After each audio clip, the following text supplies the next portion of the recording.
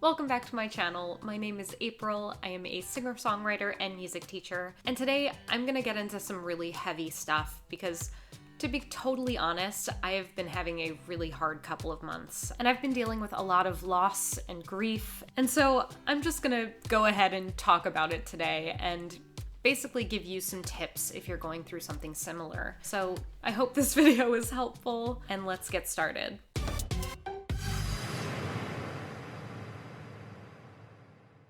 I know that for me personally, songwriting at a time like this feels really difficult. I've had a lot of trouble making videos, I've had a lot of trouble just doing anything artistic lately, and I've been trying to kind of push myself, but to be honest, it's just been really challenging. So this is me putting one foot in front of the other and making a video even though I'm finding that really difficult right now. Jeez.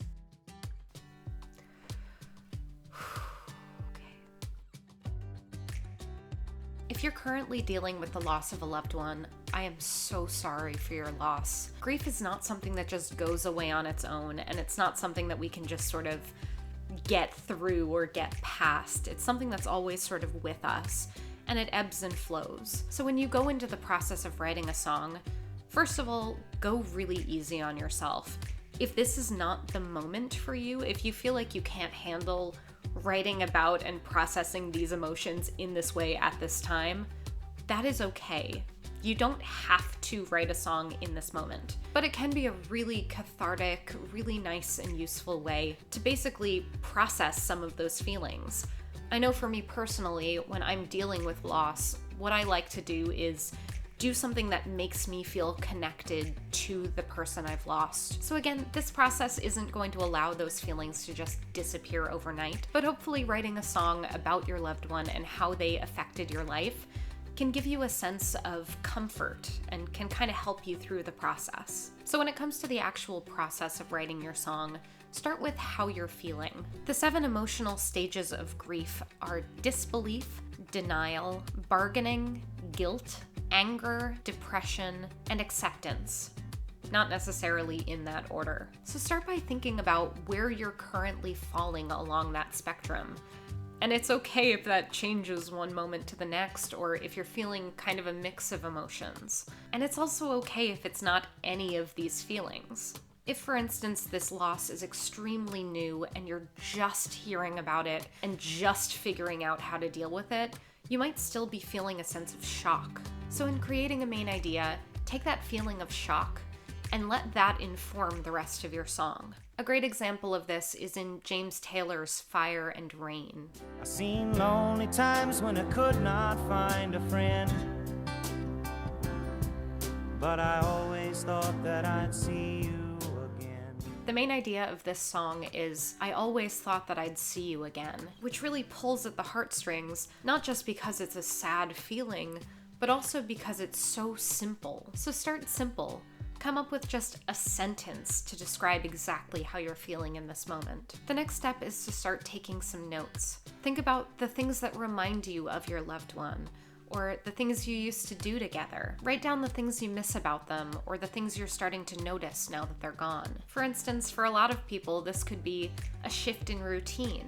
You're really used to making a phone call at a specific time of day, or you're just used to having someone's input in your life decisions. Maybe you're really used to doing something during your day that has to do with that other person. Pay attention to the images and memories and moments that come into your brain, and it's okay if you need to take a break during this process. This can be incredibly hard.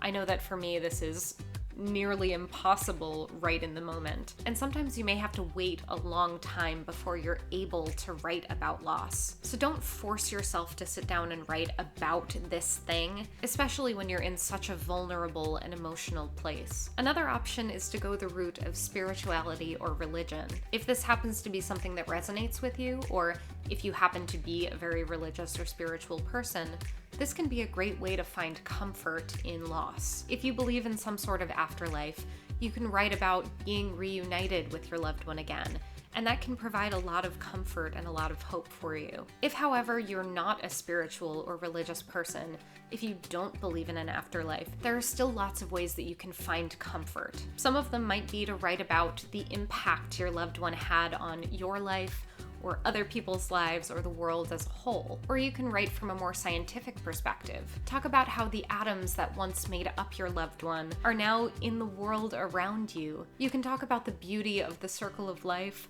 or you can talk about how death makes us appreciate the time we have with one another and the time we have on Earth. A song that I find particularly hard to listen to, but absolutely beautiful, is Adam's Song by Blink-182. This is a song that deals with mental health and suicidal ideation. And remember that if this is something that you are dealing with, please speak to a mental health professional. And if you need someone to talk to and don't have the time or the money to schedule an appointment, please call one of the numbers in the description below. Your life is important, and life is worth living. I traced the cord back to the wall. No wonder it was never plugged in at all. The reason that this song can be really hard to listen to is that it's written in first person. So you're actually hearing Adam's perspective. This song uses some beautiful imagery. For instance, tracing the cord back to the wall and discovering that it was never plugged in. Not only is this an incredibly relatable and familiar experience, it's also both tactile and visual. You can imagine the feeling of sliding your fingers across that cord. This also gives us a sense of movement, where we can really follow along. It keeps us engaged and gives us something to think about. Remember the time that I spilled the cup of apple juice in the hall. This is another incredibly tactile and visual and sense-oriented description. It's another image that we can all relate to, but we can also smell that apple juice. We can taste it. It gives us that sense of movement, of knocking something out of our hands. It's tactile. Really, most of our senses are represented in just this tiny little image. In this particular moment, by giving us something that we can really latch onto and relate to, and then following it with something as unbelievably gut-wrenching as "tell mom it's not her fault," it allows us to relate to the character and then feel the things that he's feeling. It transforms something as simple as spilling apple juice into something a lot deeper and harder to handle. Another thing to pay attention to is the juxtaposition between the A section and the B section. There's this sense of heartbreak and sadness and hopelessness in the A section. We hear his story and it allows us to understand where his head is at. There's also an arpeggiated guitar line that we hear between the two sections that kind of gives us a break from the chords.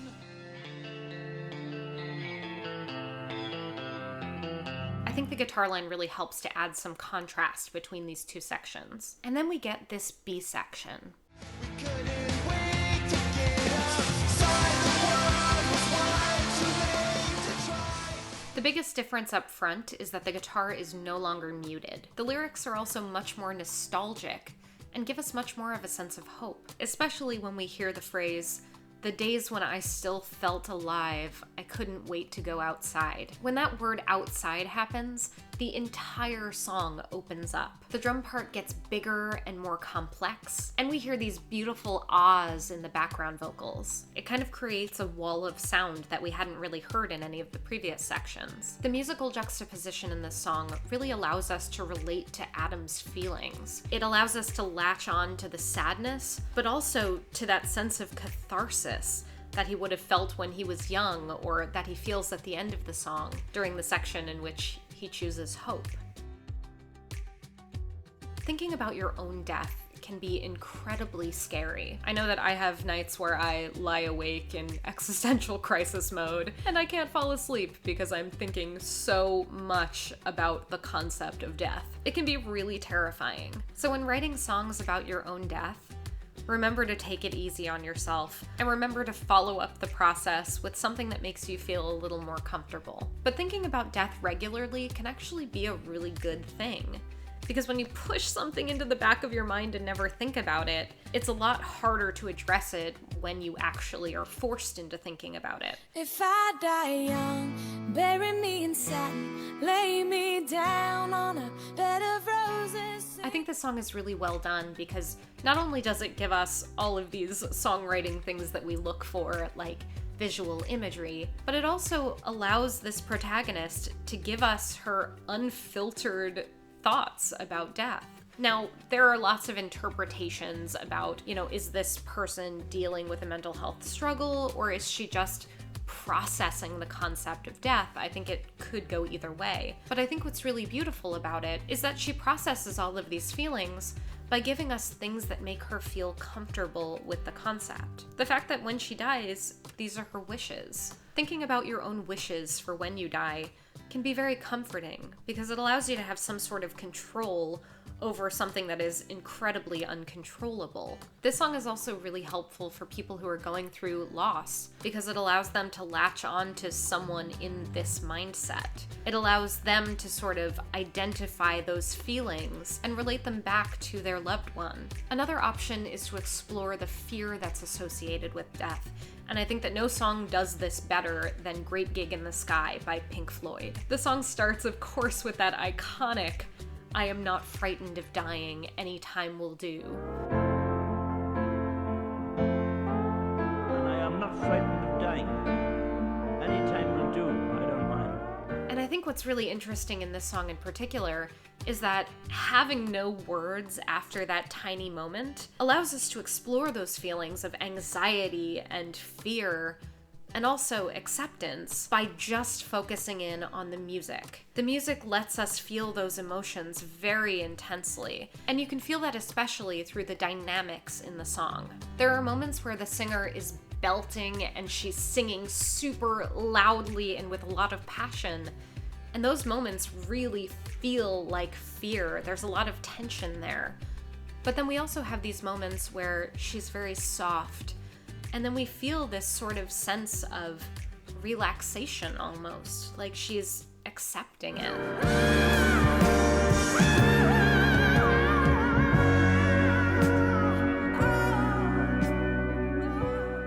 In your own songwriting, paying attention to the dynamics can really be the thing that allows your song to do what you want it to do. Be soft in those moments of acceptance or moments of sadness, but get loud and get intense during those moments of fear and anxiety. And this will really allow your listener to latch on to exactly what it is that you're trying to express. I hope you found this video helpful, and if you did, please let me know in the comments below. Leave a like, subscribe to the channel, ring the little bell. If you want more songwriting advice in a more structured way, you can check out my Skillshare class. And of course, remember to go easy on yourself. Do what you need to do in order to feel comforted and to process all of the feelings that are associated with grief and loss and death. I love you all, and thank you for bearing with me as I've been getting through my own stuff.